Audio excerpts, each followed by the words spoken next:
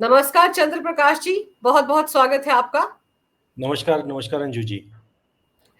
चंद्र प्रकाश जी, राहुल गांधी की घुसपैठिया बचाओ यात्रा तो विधिवत तरीके से आज ही पटना में संपन्न हुई है। और उस दौरान राहुल गांधी ने एक नया बम फोड़ दिया कि अब वो एटम बम के बाद हाइड्रोजन बम फोड़ेंगे चुनाव आयोग पर। लेकिन दूसरी तरफ अगर अमेरिका की बात करें तो अमेरिका में डोनाल्ड ट्रंप के जो सलाहकार हैं पीटर नवेरो, अब उन्होंने ब्राह्मण कार्ड खेला है। उनका कहना है कि जो रशिया से भारत तेल खरीदता है उससे भारत को मुनाफा नहीं होता, बल्कि भारत के अंदर जो ब्राह्मण बैठे हुए उनको मुनाफा होता है। और ये बात सारी जनता को समझ में आनी चाहिए। इन दोनों घटनाक्रमों को आप कैसे जोड़कर देखते हैं? देखिए, जहां तक इनकी अमेरिका के मतलब डोनाल्ड ट्रंप के जो सलाहकार हैं पीटर नवरेरो, अभी इनका नाम नया है, अभी देश में पिछले 3-4 दिनों में ही लोगों के ध्यान में आया है। हालांकि काफी समय से ये उनके साथ लगे हुए हैं। इनकी अमेरिकन मीडिया में एक पहचान है, इनको इस तरीके से देखा जाता है, कहा जाता है कि ये डोनाल्ड ट्रंप के चाणक्य हैं। अब चाणक्य कौन है हम लोग जानते हैं।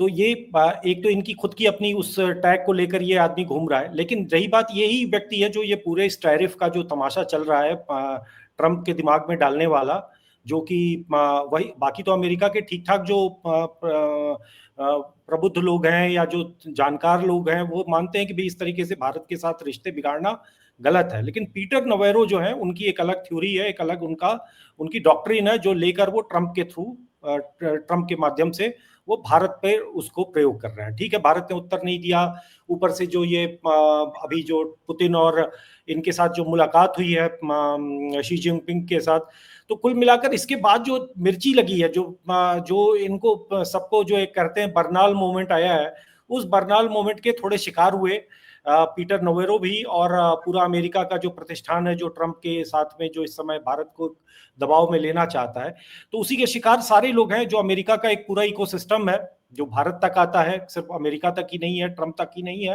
तो जो दूसरा व्यक्ति का, जिसमें राहुल गांधी का नाम लिया आपने, वो भी उसी का हिस्सा है। लेकिन पीटर नवेरो जो है, इनका फिनोमेना क्या है, अभी ज्यादा पुरानी बात नहीं है, 2-3 दिन पहले की बात है कि हमने देखा कि किस तरीके से एक वो सिख नौजवान को घेर कर गोली मार दी गई। अमेरिकी पुलिस उसको चाहती थी तो पैर में भी गोली मार सकती थी, उसको गोली मारने की जरूरत नहीं थी, उसके सिर में गोली मारने की जरूरत नहीं थी। जो अमेरिका भारतीयों पर से भेदभाव, सिर्फ भारतीयों ही नहीं, हर तरह की नस्ल भेदी जो बुराइयां हैं वो अमेरिका में उपलब्ध मौजूद हैं। अमेरिका वो समाज है जो आज भी मतलब भेदभाव की ही बुनियाद पे है, जहां पे नस्ली भेदभाव अपने सबसे बुरे रूप में देखा जाता है। आज वो हमको जाति पर ज्ञान देने आ रहे हैं, तो ये आज अचानक से उनको जाति पता नहीं चली है, ऐसा नहीं है कि उनको जाति आज पता चली है इसलिए वो जाति की बात अचानक से करने लग गए। अमेरिका का जो एक डीप स्टेट है उसके पीछे हमको जाना पड़ेगा कि भाई अमेरिका का एक डीप स्टेट हमेशा बात होती है। वो हर देश का, जैसे अगर मान लीजिए कि किसी देश को उनको डिस्टेबलाइज करना है तो वहां की फॉल्ट लाइंस ढूंढते हैं, उन फॉल्ट लाइंस में वो नमक मिर्ची डालते हैं, जो जिसको सरल भाषा में योगी जी ने कहा था, बटोगे तो कटोगे। तो मतलब वो उनको बांटते हैं, फिर उसको काटते हैं, फिर उसको जो रिजीम चेंज जिसको हम अंग्रेजी में बोलते हैं, कि वहां पर सत्ता परिवर्तन कराते हैं।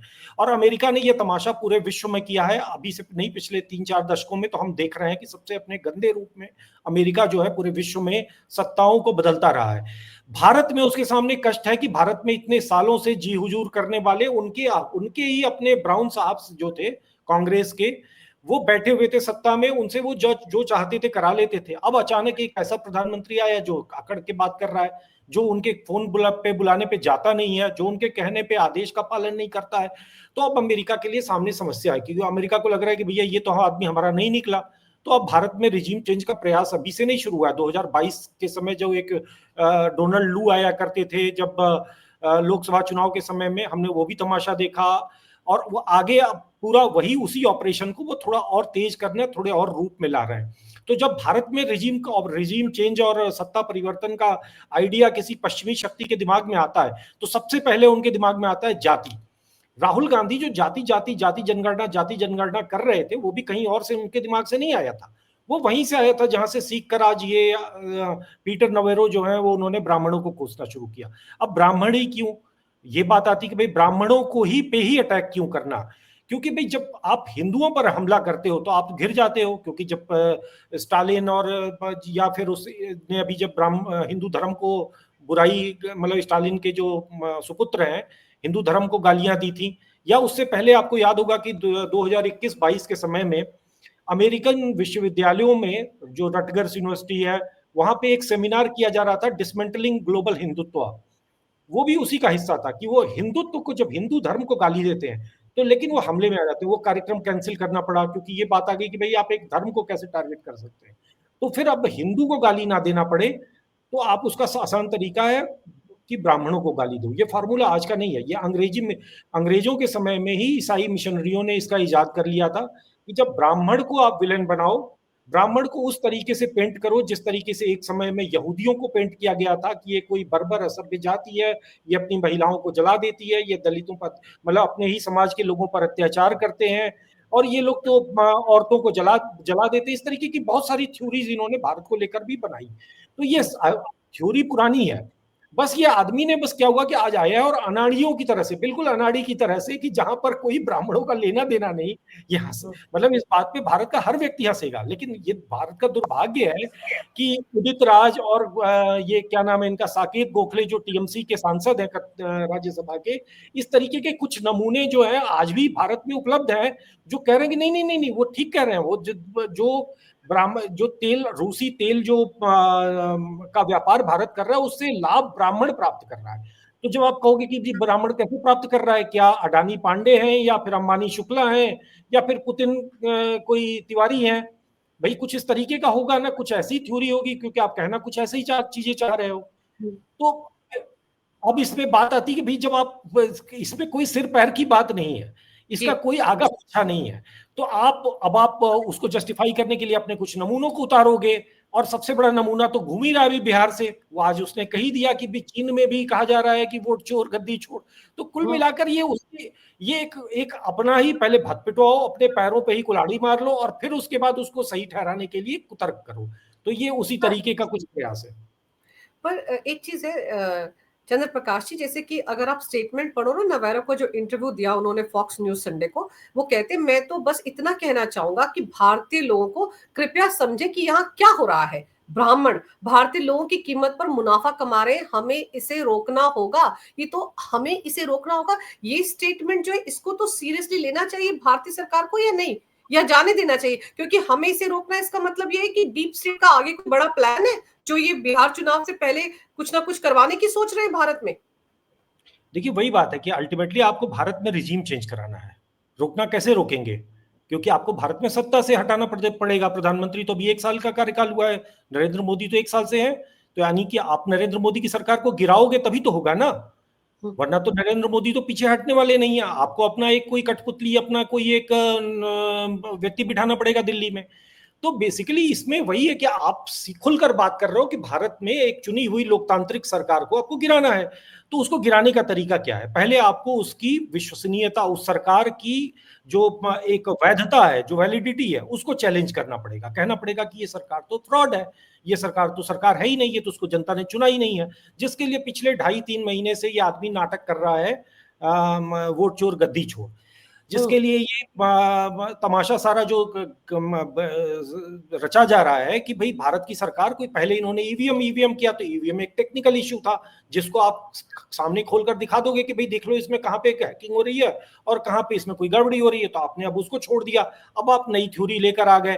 तो अब कुल मिलाकर अब उसमें भी आपका, देखिए सिर्फ वोट चोरी की बात नहीं कर रहे हैं राहुल गांधी, लगातार वो आदमी एक खास थ्योरी दे रहा है कि भैया एक जाति विशेष के वोट काटे जा रहे हैं, एक जातियों के, दलितों के वोट काटे जा रहे हैं। और आपको पता होगा कि कांग्रेस के ने किसी, जो चुनाव आयोग ने जब अपनी एक मतदाता सूची को ऊपर उसमें डाला था वेबसाइट पे और पब्लिक में किया था कि भाई इसमें अगर किसी को कोई समस्या हो मतदाता सूची में तो वो चैलेंज कर सकता है।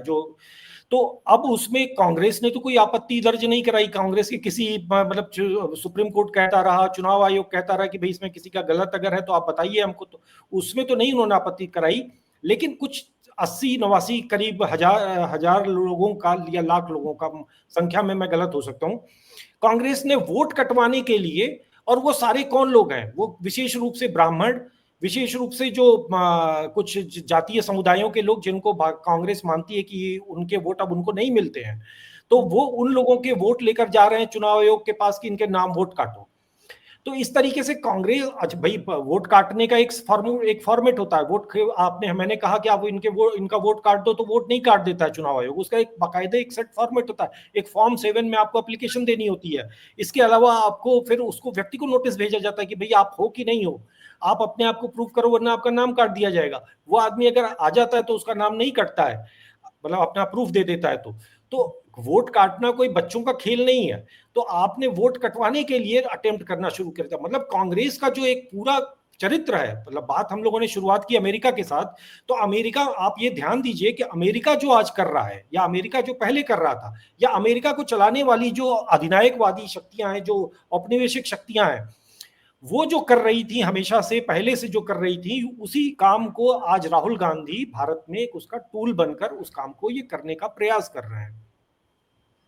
पर जयंत प्रकाश जी, सबसे अहम बात ये कि नवेरो जो है ये पहली बार जहर नहीं उगल रहे। इससे पहले तो कह रहे थे कि भारत के प्रधानमंत्री बड़े अड़ियल हैं, भारत बड़ा अड़ियल है, उसको झुकना पड़ेगा, क्योंकि डोनाल्ड ट्रंप तो झुकेंगे नहीं। और मजेदार ये है कि आज जिस वक्त एससीओ का समिट चल रहा था, उस वक्त भारत में जो दूतावास है अमेरिका का, वहां से मार्को रूबियो का एक ट्वीट उन्होंने डाला जिसमें लिखा था कि भारत और अमेरिका के रिश्ते ऐतिहासिक ऊंचाई पर है। टाइमिंग देखिए, एक तरफ नवेरो भारत में ब्राह्मण कार्ड खेलने की कोशिश कर रहे हैं, और दूसरी तरफ वहां दूतावास की तरफ से ये कहा जा रहा है कि भारत और अमेरिका के रिश्ते तो नई ऊंचाई पर है। अब पता नहीं उनके यहाँ गहराई को ऊंचाई कहते हैं, ऊंचाई को गहराई कहते हैं, बल्कि रिश्ते तो गिर रहे हैं। तो ये स्टेटमेंट्स क्या दर्शा रही? क्या अमेरिका डर गया है दरअसल एससीओ से? वहां पर मोदी को पुतिन के साथ और शी जिनपिंग के साथ देखकर क्या डर गया है? देखिए, रस्सी जल गई ऐठन नहीं गई वाली बात है कि अमेरिका वास्तव में डर गया है। अमेरिका कोई आशा नहीं थी कि कोई ये भारत जैसे थर्ड वर्ल्ड कंट्री से का कोई व्यक्ति, कोई नेता जो है वो अपनी रीढ़ की हड्डी पर खड़ा हो जाएगा। उनको लगा था कि भाई जी हुजूर करते हुए वो नोबेल पुरस्कार के लिए उनको नॉमिनेट भी कर देंगे और उनको नोबेल मिल जाएगा। मोदी जो है इस मामले में बड़े उनसे बड़े खिलाड़ी निकले और उन्होंने उनको ठेंगा दिखा दिया। और अब जब वो मोदी जिस खेमे में जाकर वो मोदी को के चित्र देख रहे हैं वो, और साथ सबसे बड़ी बात है कि मोदी ने उस चीज के लिए पूरी एक तैयारी की, एक पूरा पॉस्चरिंग की। उनके पास कोई मतलब एक जलने, एक डाह, आप जो कह लीजिए उसके लिए, कि भाई मतलब एक ईर्ष्या दिख रही है अमेरिका की हर प्रतिक्रिया में। एक मेच्योरिटी, एक डिप्लोमेटिक मेच्योरिटी के बजाय एक तरह की, मतलब जैसे मोहल्ले गली मोहल्लों के झगड़े होते हैं और उसमें जो एक ईर्ष्या होती है, उस तरीके का व्यवहार पूरे अमेरिकी प्रशासन का है। अब इसमें जहां तक रूबियो की बात हुई, फिर उसके बाद रूबियो के जो ये ट्रंप साहब के जो सलाहकार हैं उनकी बात हुई, तो इन दोनों की जो प्रतिक्रियाएं हैं, इन दोनों की प्रतिक्रियाएं जो है वो अमेरिका के प्रशासन का सिर्फ डेस्परेशन नहीं शो कर रही हैं, बहुत इमेच्योर इम्प्लीमेंटेशन भी बता रही हैं कि वो ना तो उनकी कोई होमवर्क है, ना ही उनका कोई, मतलब आज जब आप ब्राह्मण को कह रहे हो कि भैया ब्राह्मण सारा फायदा ले रहे हैं, तो क्या भारत का बच्चा बच्चा, ठीक है कोई उदित राज और कोई साकेत गोखले जैसा मूर्ख होगा जो उनकी बात को जस्टिफाई करेगा, वरना जो व्यक्ति भारत से प्रेम करने वाला एक सामान्य व्यक्ति, जो किसी भी जाति का हो, किसी भी समुदाय का हो, वो अगर इस बात को देखेगा तो एक बार ही वो हंसेगा कि भैया ये क्या बेवकूफी की बात कर रहे हैं, क्योंकि ना तो ब्राह्मणों का इस पूरे व्यवसाय से कोई लेना देना है। अभी मैं देख रहा था कि सोशल मीडिया पे कुछ मीम्स जरूर चल रहे हैं कि ब्राह्मण जो है रशियन तेल से हवन कर रहे हैं, तो वही कुछ ऐसा होगा, तो आप करना चाहो तो कर लो। लेकिन यहाँ पर एक चीज समझने वाली है कि डोनाल्ड ट्रंप ने कहा कि भारत की इकोनॉमी डेड है। राहुल गांधी ने तुरंत लपक लिया, हाँ भारत की इकोनॉमी डेड है। यहाँ पर राहुल गांधी जाते जाते करते हैं, वहां नवेरो जाते जाते शुरू हो गया सर। तो सर, ये जो एक दूसरे की थ्योरीज को कॉपी कर रहे हैं, क्या इनका स्कूल जो है वो एक ही है? इनको ट्यूशन एक ही स्कूल से मिल रही है? क्योंकि अगर कमला हैरिस के चुनावी कैंपेन को देखें सर, तो वो भी तो यही बोलती थी कि लोकतंत्र बदल देगा अगर ट्रंप आएगा, या संविधान को बदल देगा। राहुल भी तो लाल रंग की किताब लेकर जो घूमते हैं, कहते हैं कि वो संविधान है, पता नहीं क्या है, अंदर तो पर्चे खाली हैं। तो वो भी तो एक जैसी बातें करते थे। तब भी ये बात उठती थी कि कहीं ना कहीं इनको जॉर्ज सोरोस एंड कंपनी से ट्यूशन मिलती है। अब भी यही लग रहा है। देखिए, राहुल गांधी की किताब में पर्चे पन्ने खाली हो ना हो, लेकिन राहुल गांधी का भेजा खाली है, ये तो देश ने देख लिया बार बार कि उनके दिमाग में कुछ नहीं है। उस किताब में भले ही कुछ लिखा हो, लेकिन राहुल गांधी के भेजे में कुछ नहीं है। दूसरी बात है कि इनके भेजे में आता कहां से, ये सारा कचरा आता कहां से है, तो इस सब का सोर्स एक ही है। वो सोर्स वही अमेरिका में बैठी हुई जो हार्वर्ड और येल यूनिवर्सिटी जैसी जो है वहां से पैदा होता है, वहां के प्रोफेसर्स के दिमाग से पैदा ये खुराफाते होती हैं। इन सब तमाशों को हमने बार बार देखा है कि कैसे डिसमेंटलिंग हिंदुत्व टाइप की, जैसी चर्चा की मैंने की शुरुआत में, कि ये इस तरीके के जो सेमिनार होते हैं, जिस तरीके के कुछ समय पहले कैलिफोर्निया में कानून पास कराया गया था कि वहां पर ब्राह्मण और दलित भेदभाव की जो सिलिकॉन वैली में काम कर रहे हैं उनके बीच में ब्राह्मणों को एक मतलब एक वो माना जाएगा कि ये लोग रेसिस्ट होते हैं, और ये कम्युनिस्ट फॉर्मूला है कि जो एक शोषक वर्ग होता है और एक शोषित वर्ग होता है। तो अमेरिका में जो व्यक्ति गया हुआ है वो शोषक है, और इसके इसके अलावा कुछ मतलब एक उन्होंने एक पूरा फार्मूला बना रखा है जो भारत में ही जो एक उन्हीं की शक्तियों ने भारत में किया, उसी चीज को उन्होंने वहां पर करने का प्रयास किया, कुछ कंपनियों में लागू भी किया, लेकिन वो कर नहीं पाए उस तरीके से। थोड़ा बहुत हुआ, कुछ कानून बने, लेकिन अल्टीमेटली वो वहां पे नहीं कर पाए।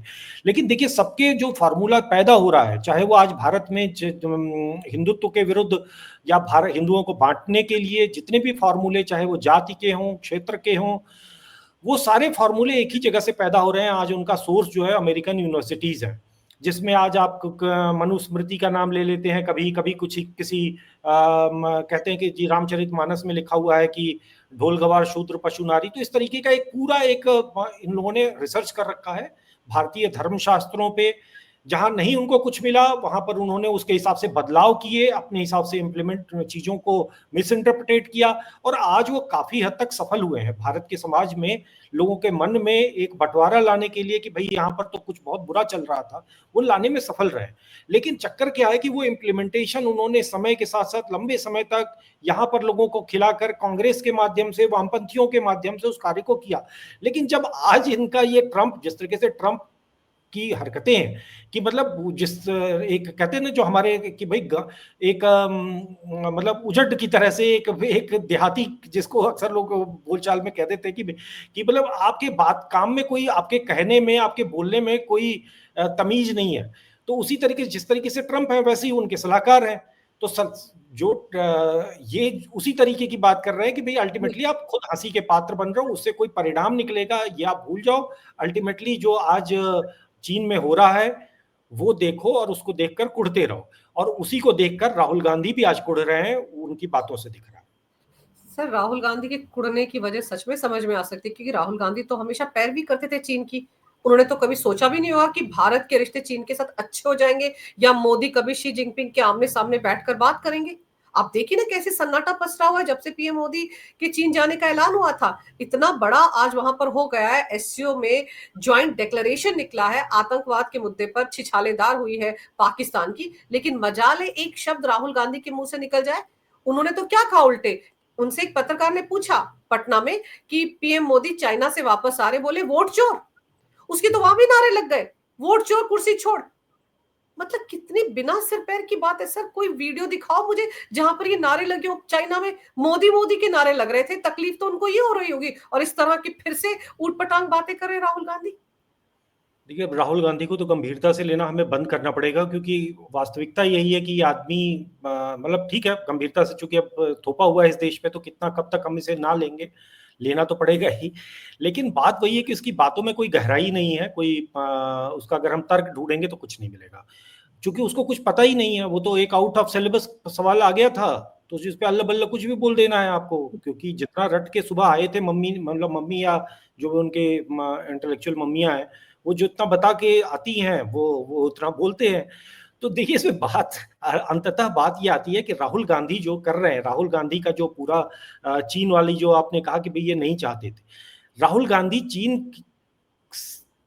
राहुल गांधी और कांग्रेस पार्टी चीन के लिए भारत को डिस्टेबलाइज करने का एक टूल था, जिसके माध्यम से अभी से नहीं बल्कि नेहरू जी के समय से, नेहरू जी को ही किस तरीके से उन्होंने एक हम कहें हनी ट्रैप कह लें या जो भी कह लें, कोई ट्रैप कह लें, तो एक तरीके से उन्होंने अपने मुट्ठी में रखा हुआ था कि वो आदमी पिट रहा था, पिट के भी कह रहा था कि भाई यूएन में सीट जो है, परमानेंट सीट जो है वो यूएन सिक्योरिटी काउंसिल में वो चीन को मिलनी चाहिए। और भद पिटा ली, अपनी ऐसी तैसी करा ली। कोई लोग कहते हैं कि भाई उसी के सदमे में मर गए। भगवान जाने किस चीज का सदमा था उनको, क्योंकि उन्होंने तो वही किया जो वो करना चाहते थे। उनकी नीति कोई भी जानता है कि 62 के युद्ध में भारत के साथ क्या हुआ था। देखिए उसके बाद भी वो नीति उनकी रही, वो तो भारत की सेना थी जिन्होंने समय समय पर युद्ध में चीन से कुछ चीजें, कुछ हिस्सा वापस लिया, कुछ जगहों पे अपनी स्ट्रेटेजिक मजबूती बनाई। लेकिन आज भी 40,000 स्क्वायर फीट से ज्यादा, स्क्वायर किलोमीटर से ज्यादा एरिया इन्होंने ही उनको एक तरह से टेबल पे, मतलब प्लेट में सजाकर दे रखा है। लेकिन उसके बाद भी राहुल गांधी इतने बहादुरी से भारत को, चाहे वो गलवान हो चाहे वो डोकलाम हो, दोनों पर नरेंद्र मोदी पर प्रश्न खड़े करवाते हैं। ये तो राहुल गांधी का कॉन्फिडेंस है, क्योंकि और दूसरी बात है कि मूर्खता का जो आत्मविश्वास होता है उससे बड़ा कोई आत्मविश्वास होता नहीं है। राहुल गांधी के साथ खूबी यही कि उनको कुछ पता ही नहीं है उनकी दादी क्या गुल खिला के गई है, और उनके नाना तो मतलब माशाअल्लाह है। तो उन दोनों ने क्या गुल खिलाया है उस आदमी को पता भी नहीं, और कोई बताएगा तो वो जानेगा भी नहीं, समझ भी नहीं पाएगा। तो अल्टीमेटली इसमें पूरी कहानी में राहुल गांधी जो है वो जब देश ने देखा कि भाई वो किस तरीके से चीन के ना की तरफ से भारत को बार बार ये व्यक्ति शर्मसार करने की कोशिश करता था। जिस समय ऑपरेशन सिंदूर हुआ, ऑपरेशन सिंदूर से एक हफ्ते पहले ये आदमी यहाँ दिल्ली में एक जगह खड़े होकर ये दिखा रहा था कि ये तो देखो ड्रोन है, ये मेड इन चाइना है, और भारत वाले देखो नरेंद्र मोदी जो है वो एक कुछ नहीं बना पाया, भारत में कुछ बनता ही नहीं है, भारत में तो कोई ड्रोन बनता ही नहीं है, और ये देखो मेड इन चाइना ड्रोन है। उन्हीं मेड इन चाइना ड्रोनों का मार मार के इन्होंने बाजार सजाया था ऑपरेशन सिंदूर में। तो इस आदमी को एक बार भी लज्जा नहीं आई, एक बार भी शर्म नहीं आई कि भाई इस भारत, भाई आप या तो अपने उस सामान को लेकर दुनिया भर में दुकान सजा के बैठे रहो। नरेंद्र मोदी ने इस चीज में एक काम किया कि बहुत चुपचाप, बहुत स्ट्रेटेजिकली चीजों को पिछले 10 वर्षों में किया है। उसी का परिणाम है कि आज जब टैरिफ लगता है तो भारत जो है वो अमेरिका जैसी महाशक्ति के सामने तनकर खड़ा हो पाता है, वरना 2014 का भारत नहीं खड़ा हो पाता। बिल्कुल सही कह रहे हैं आप। और ये जो ड्रोन लेकर घूम रहे थे उसको लुटियन जोन में चला रहे थे, जो प्रतिबंधित इलाका है, अंदर हो जाने चाहिए थे और वो जो ड्रोन था वो भी भारत में बैन है। वो पता नहीं कहां से इनके पास आया, खोजबीन तो ये होनी चाहिए इनके पास खिलौना आया कहां से, किसने इनको दिया था। ये सब चीजें जो थी वो मैंने उस वक्त भी एक वीडियो में कहा था कि इनके खिलाफ कार्रवाई होनी चाहिए। भाई आप कहते हैं ना उनकी बातों को सीरियसली ना लो, सर अगर वो सिर्फ कांग्रेस के नेता हो तो सीरियसली नहीं लेते हैं, चलिए मान लेते सिर्फ सांसद हो तब भी नहीं लेते हैं, लेकिन वो लीडर ऑफ ऑपोजिशन है लोकसभा में, तो उनकी बातों को सीरियसली कैसे ना लिया जाए। और फिर अब वो कह रहे हैं मैं हाइड्रोजन बम फोड़ने जा रहा हूं। सर मैंने अभी आपको जिस तरह से स्टेटमेंट दिखाया था नवेरो का, नवेरो कह रहे हैं कि इसे हमें रोकना होगा, और राहुल गांधी कह रहे हैं हाइड्रोजन बम लेकर आ रहा हूं मैं। क्या दोनों में कोई कनेक्शन दिखता है आपको? कहीं उसी की बात तो नहीं कर रहे वो? हाइड्रोजन बम इस विश्व में दो ही लोग हैं जो फोड़ने का बार बार बातें करते हैं। एक वो उत्तर कोरिया का एक पागल है किम जोंग उन, जो टिग्गू सा एक संकी तानाशाह है, और दूसरे हमारे श्रीयुत मतलब ये राहुल गांधी जी हैं जिनको हाइड्रोजन बम, इससे पहले ये भूकंप भी ला चुके हैं। तो इनके तो असलहे एक से एक इनके पास है, 15 मिनट में भूकंप ला दूंगा, एटम बम फोड़ दूंगा, हाइड्रोजन, मतलब इस आदमी की तुलनाएं देखिए ना कि कैसी है, कहाँ से इसके दिमाग में कितना जहर भरा पड़ा है। भाई बहुत सारी और उपमाएं दे सकता था कि भाई मैं चुनाव आयोग जो कह रहा है उसको झूठ साबित कर दूंगा, और या फिर भाई आपने जितने पुराने, जिसको आप एटम बम कहते हो उसकी तो पूरे चिथड़े उड़ चुके हैं देश में, अब आप हाइड्रोजन बम भी आजमा लो। और इससे पहले देश ने आपका एटम बम वो भूकंप भी देखा था। तो ठीक है, आप अपने आप के एक चुटकुला बनकर रह गए हो, ठीक है, हम गंभीरता से ले रहे हैं, आपका सम्मान है। और दूसरी बात है कि आपके गांधी परिवार ने इतने वर्षों तक राज किया, तो आपको गंभीरता से लेना ही पड़ेगा, क्योंकि आपका तंत्र है, आपका इकोसिस्टम है। आपका इकोसिस्टम सिर्फ भारत में नहीं है, और आपका इकोसिस्टम तो ऐसा है कि भाई आप ड्रोन उड़ाकर, जहां पर कोई भारत का एक सामान्य युवा बालक जो है अगर वो दिल्ली के लुटियंस जोन में बिना हेलमेट के भी घूमे तो बेचारा जेल चला जाता है, वहां पर इस गांधी परिवार का ये जो प्रौढ़ बालक है वो ड्रोन उड़ाते हुए भी बच के निकल आता है, क्योंकि उसको भारत को, और उसको पकड़कर पुलिस क्या करेगी? अल्टीमेटली पुलिस को भी पता है कि इसको कोर्ट में हम पेश तो कर नहीं पाएंगे, उससे पहले छोड़ना पड़ेगा, क्योंकि गांधी परिवार के तो आज से नहीं, ये तो इनकी प्रिविलेज क्लास ये हमेशा से रहे, संजय गांधी की कहानियां चलती हैं, और इन सभी लोगों की इसी तरीके से रही है। तो अब ठीक है, इस देश में अभी धीरे धीरे चीजें बदली हैं कि आज ये कौड़ी के तीन हुए हैं, पड़े हुए हैं, घूम रहे हैं यहाँ वहाँ फटे फटे, लेकिन आज भी सच्चाई ये है कि इनको अगर उसी कोर्ट ने इनको पाया दोषी अवमानना का, और उसी कोर्ट ने जिस, भाई वो जो अगर आपको 2 साल से अधिक की जेल हो जाती है तो आपकी संसद सदस्यता रद्द हो जाएगी। ये कोई संसद से पास कानून नहीं था, ये सुप्रीम कोर्ट का बनाया कानून था। तो सुप्रीम कोर्ट जो है अपने ही कानून को इम्प्लीमेंट नहीं करती है गांधी परिवार का जब की बात आती है। अब उसी के तर्क लेके बाकी लोग भी छूट रहे हैं, वो बात की बात है, लेकिन सबसे पहली राहत इन्होंने ही प्राप्त की थी। तो कहने का तात्पर्य यही कि भैया इनकी तो एक प्रिविलेज है, उसको तो हम इस देश में अब धीरे धीरे टूटते हुए देखेंगे, शायद अपनी पीढ़ी में हम देख लें। अगर नरेंद्र मोदी 2-4 साल 10 साल और रह गए तो, और आशा करते हैं कि आगे इनका ये तिलिस्म टूटेगा। कम से कम जनता की नजरों में तो टूट ही चुका है, लेकिन चुनाव मतलब जो हमारी संस्थाएं हैं, स्पेशली जो न्यायपालिका है, उसकी नजरों में ये तिलिस्म टूटेगा, ये हम आशा करना चाहिए हमें। बिल्कुल सर, हम तो यही उम्मीद करते हैं। पर सर एक चीज ये बताइए कि ये जो भी स्टेटमेंट नवेरो ने दिया है, इसको भारत सरकार को सीरियसली लेना चाहिए? ये हमारे अंदरूनी मामले में दखल इसको माना जाना चाहिए या नहीं? देखिए, डिप्लोमेटिकली तो ये सीरियसली लेने का विषय है। मतलब ऐसा नहीं है कि भारत की तरफ से एक इसका औपचारिक विरोध नहीं दर्ज कराया जाएगा या नहीं किया जाएगा, निश्चित रूप से मेरे ख्याल से वो लोग करेंगे। लेकिन देखिए, एक चीज हमको, जब हम एक विश्लेषक के तौर पर या फिर हम एक सामान्य जनता के रूप में बैठते हैं, सरकार अपना काम करती है, हम अपना काम करते हैं, तो हमें एक चीज दिखती है कि भी डेस्परेशन है, दिख रही है। आप जब आपकी किसी से लड़ाई होती है, आप देखते हैं कोई मतलब अनलगल कुछ भी बोले जा रहा है, हाथ पांव मार रहा है, तो आप समझ जाते हैं कि ये डेस्परेट हो चुका है। तो आज अमेरिका की स्थिति है, हमारे लिए खुश होने का मौका, उन्होंने कुछ कह दिया तो इसलिए हम तिल मिलाकर कुछ तुरंत हम भी कुछ कह डालें, ऐसा हमें ये देखना चाहिए कि ये पगला गया है अब। और जो भी कुछ समय पहले कह रहे थे कि मतलब बीमार हो गए और कहा जा रहा था कि ट्रम्प इज डेड, तो हाँ। भगवान जाने, ईश्वर की मर्जी क्या है, कौन क्या होगा, कैसे होगा, कौन जानता है। अभी इस सदमे में कभी मारा ही ना, जब ईश्वर करे उनको लंबी उम्र दे, 120 साल जिए। लेकिन सच्चाई यही है कि आज हमारा देश, हमारे लिए खुश होने का कारण उनका उनका मर जाना या उनका गायब हो जाना नहीं है, बल्कि हमारे लिए खुश होने का बात है कि दुनिया की महाशक्ति आज हमारे आगे लाचार है। वो कुछ भी अनाप शनाप बकने को एक विवश है, और इसके लिए श्रेय नरेंद्र मोदी को निश्चित रूप से जाएगा, इस सरकार को जाएगा, जिन्होंने एक कोऑर्डिनेटेड तरीके से, इनकी प्रतिक्रिया कहीं पे भी इमेच्योर नहीं रही है, बहुत कैलकुलेटेड तरीके से, कोई नीजर रिएक्शन भारत सरकार ने नहीं दिया। भाई जब जापान पर भी यही, जब इन्होंने लगाई थी, जब टैरिफ जब लागू हुआ था, तो जापान का ने तुरंत अपना एक लेट नाइट एक फटाफट पहुंचा दिया, उनको बातचीत के टेबल पर ला दिया। तो बाकी जो शक्तिशाली देश है उनकी प्रतिक्रियाएं देखो और भारत की प्रतिक्रिया देखो। भारत सिर्फ अहंकार या सिर्फ ऐंठ में नहीं कर रहा है, पीछे भारत की पूरी एक तैयारी है। उसी तैयारी की एक झलक हम देख रहे हैं जब प्रधानमंत्री जाकर रूस के राष्ट्रपति से मिल रहे हैं और अब चीन के प्रधान राष्ट्रपति से मिल रहे हैं। तो कुल मिलाकर ये एक मतलब एक जाल है जिसमें आकर अमेरिका फंसा हुआ है। अगर वो फड़फड़ा रहा है तो हमें हंसना चाहिए, और उसी के साथ एक और ये जोकर और मतलब एक कार्टून हमारे श्री राहुल गांधी जी हैं, उनका भी मनोरंजन करिए कि मतलब देख मनोरंजन उनके साथ भी कर कि हमको कर सकते हैं कि वो भी कुछ उसी तरीके से फड़फड़ा रहे हैं। बिल्कुल, वो भी फड़फड़ा रहे हैं और कभी खिलौने बदलते रहते हैं, कभी उनको एटम बम मिल जाता है, कभी सुनामी आ जाएगी, भूकंप आ जाएगा, हाइड्रोजन बम आ जाएगा। पता नहीं कहाँ-कहाँ से टर्म लाते हैं और हैरानी होती है कौन उनके सलाहकार हैं जो उनको ये सब बोलने के लिए कहते हैं। और पता नहीं चाइना में उन्होंने कहाँ से सुन लिया कि मोदी चोर कुर्सी वोट चोर कुर्सी छोड़, ये वाले नारे लग गए मोदी के खिलाफ। पता नहीं कहाँ से ऐसा ज्ञान लाते हैं।